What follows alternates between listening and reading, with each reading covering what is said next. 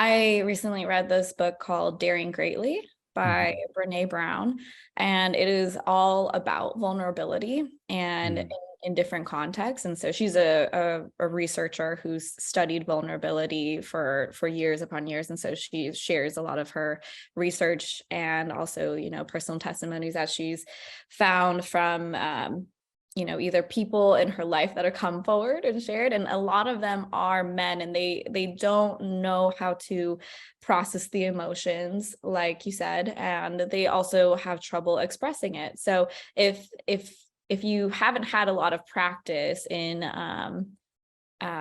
recognizing your own emotions or mhm, even expressing them, it's going to be really, really hard, especially in adult age after the point of which our brains have already developed. It's going to be really challenging to start to learn how to do that. It doesn't mean that it's impossible, but once you're an adult and you have responsibilities, you have all of these different things in your life that you have to now balance, it does become much harder to start to develop these tools and habits that can help you be in a place where you're safe and you feel like you're safe to be able to express yourself. So that's one reason why I think therapy is super important, because it is supposed to create a safe space for you. Because a mhm, lot of men especially don't feel very comfortable sharing things with their wives, because in their heads they feel like in order to be the man in the relationship, or in order to be a husband, they need to be the strong one and they can't show emotion. And unfortunately, that stereotype is perpetuated by women and wives also. So mm, a lot of men don't feel 100% comfortable sharing things with their wives sometimes, because they feel like she might think less of them, which may or may not mm, be true. But regardless, that man needs to feel safe in the environment in which he's being vulnerable. So therapy does create that environment in which he can start to express himself and become comfortable sharing his emotions and working through that. And once he feels like he is safe, then he can feel more comfortable coming to his wife with that. mhm. Yeah, I think that's powerful. That is some deep stuff. And I can definitely relate, like even, it's almost like society has hit you with it so many times that it's kind of like ingrained in your back of your head and you have to like retrain your brain to not, to not think that certain way.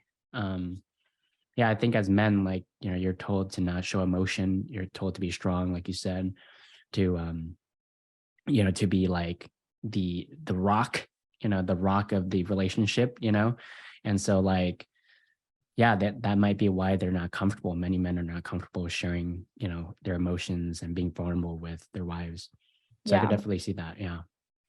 Yeah, Mm, it's a problem for sure. And mm, I think both genders go through issues with this in different ways, and it manifests differently for different couples, just depending on their history and how they've grown up, and just the dynamics between the relationship. So it's always something that needs to be aware of first, and then worked through in a way that's helpful for both parties. mhm.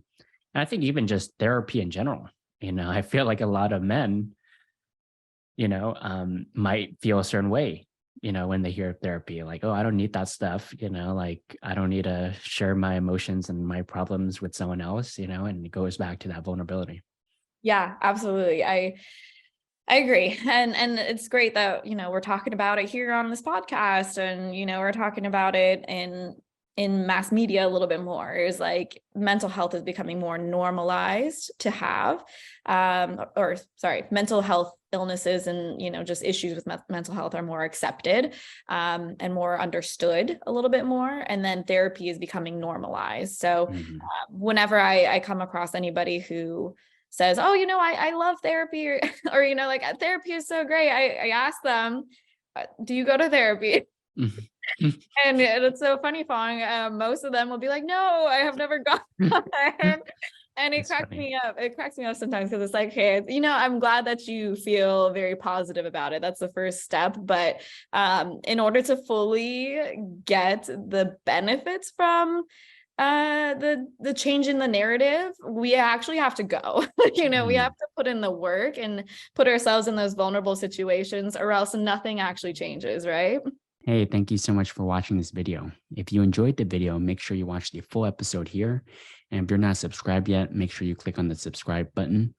I really appreciate you watching. I'll see you in the next video.